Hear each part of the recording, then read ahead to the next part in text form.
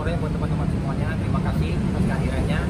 Yang pertama begini, agenda kami hari ini adalah berkoordinasi dengan pihak kepolisian terkait adanya dugaan tindak pidana penganiayaan yang juga dilakukan oleh seorang yang berinisial JH ya. Nah, konon katanya orang tersebut katanya mengaku informasi lah dari orang-orang katanya artis sinetron. Cuman saya pun nggak begitu kenal dengan laki-laki ini. Nah, sebelum kami berkoordinasi bahwa terhadap kejadian tersebut, kami sudah mencoba menghubungi melalui korban langsung kepada manajernya agar hal tersebut artinya dipertimbangkan. Barangkali masih ada etikat baik, kami sangat menunggu hal tersebut. Cuman pelaku ini ataupun terlapor ini seolah-olah menantang, seolah-olah merasa kebal hukum. Makanya dalam hal ini kami langsung berkoordinasi, dalam waktu dekat kami akan menghadirkan saksi.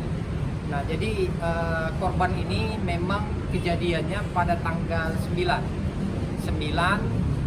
dia berkunjung ke rumah dari pelaku ini, tapi dia mendapatkan perlakuan yang kasar yang tidak pantas dilakukan oleh seorang laki-laki kepada perempuan, sehingga terjadilah penganiayaan tersebut. Dan pasca kejadian tersebut, korban langsung berinisiatif mendatangi Polres Jakarta Timur untuk membuat laporan, dan laporan itu sudah diterima dengan baik, dan hari ini kami berkoordinasi untuk menanyakan tim apa yang memegang. Ternyata laporan yang bersangkutan ditangani oleh Krimo. Nah, dalam hal ini dalam waktu dekat kami akan menghadirkan saksi dan korban sudah dipisu seperti itu. Oke, kalau bentuk kekerasannya seperti apa sih, Bang?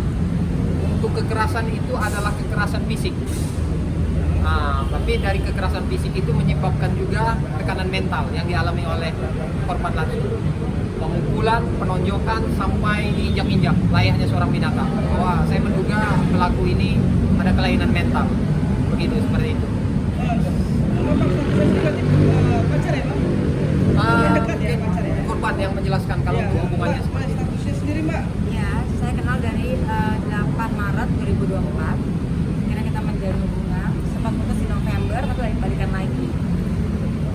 Dari awal kenal sudah terlihat belum, Mbak, tabiatnya seperti apa? karakter Awal ini? belum, tapi pas saya mulai temenin dia syuting di lokasi, sempat itu ke taman mini, sempat kita berantem hanya hal kecil, berantem hebat, saya dipukulin, tapi saya masih diam.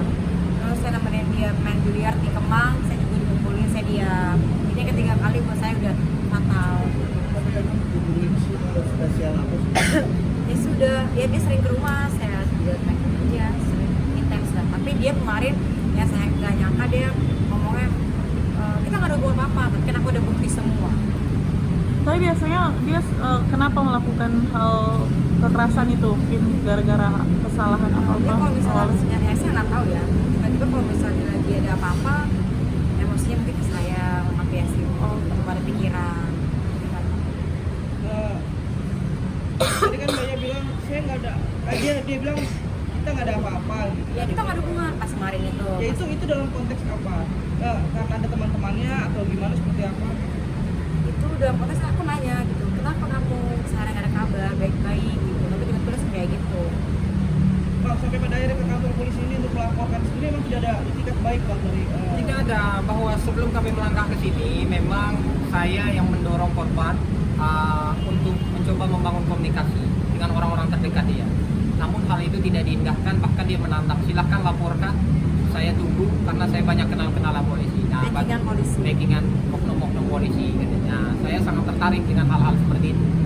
Seperti itu. memang ada bukti visum ada ya? Ada ini juga. CCTV sendiri ada nggak, Bang, ya? Mungkin CCTV itu kami akan berkoordinasi ya, karena teknisnya kan laporan itu sudah diterima. Ketika sudah diterima, visum itu sudah dilakukan dari pihak kepolisian.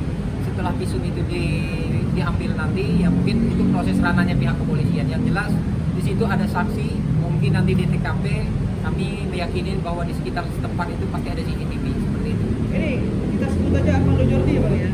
Kurang lebih seperti itu. Jadi Armando ya? Oke. Mbak, kalau boleh tahu apa aja sih yang mengalami luka di mana? Ini salah satunya ini biru, ini Mungkin bagian di badan mungkin lebih banyak. lebih banyak yang di sini, yang di Pinggang sama pundak sama kaki. kaki banyak. Itu melakukannya pakai tangan, kaki atau pakai benda tubuh? Enggak pakai badan dia, pakai badan dia dengan pukul dengan ada mamahnya mamanya di dalam rumah. Reaksi mamanya? Udah Odi kan panggilannya Odi. Melerai. Iya, udah Odi. Ini orang gila sama orang gak waras. Dia kayak orang kesenangan gitu.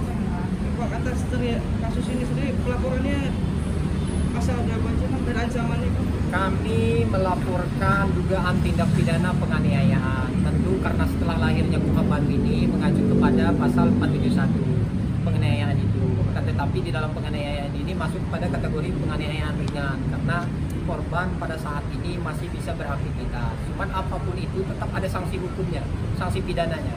Inilah yang akan kami kejar biar yang bersangkutan mendapat pembelajaran dari peristiwa ini. Seperti itu. Nomor LP-nya mungkin bisa ditunjukkan 512. 512.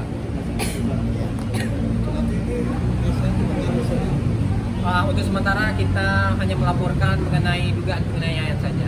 Cuman kalau ada hal-hal lain nanti kami akan berkoordinasi dengan pihak kepolisian. Bang, terkait masalahnya kalau misalnya pada akhirnya yang bersangkutan tahu dilaporkan meminta untuk bertabayun, masih ada kesempatan nggak sih Bang? Nanti kita pertimbangkan nantilah. Kita lihat sejauh mana etikat baiknya. Cuman hal itu sudah kita berikan kesempatan untuk sehari 2 hari kemarin, cuman tidak diindahkan. Bahkan nomornya diblokir. Gitu. Berarti kakaknya nggak bisa berkomunikasi lagi ya? Enggak, abis itu setelah saya langsung jalan ke polisi, saya diblokir. Dia tahu ya, berarti kakaknya mau ke kantor polisi tahu ya? Pasti tahu. Karena jam 7.26 dia les story status saya, langsung diblok lagi. Oke ya. Lebih takut ketemu orang, saya di rumah aja, takut. Iya, langsung kita kemana? Sedih, karena anak perempuan tentunya yang kalau digigit nyamuk aja mama yang nangis gitu. Dipukul. Semua orang tua pasti akan sedih ketika anaknya mendapatkan perlakuan seperti itu lah. Si Saya anak rasa perempuan satu-satunya di rumah, abang saya juga, jadi yang bener-bener yang anak perempuan yang disayang. Pengen balas tapi kan nggak sampai ada jalur hukum. Masa juga sempet, kok tega banget ya, kalau ke rumah kelihatannya baik. Oke, cukup ya. Oke, sip. Iya. Ya.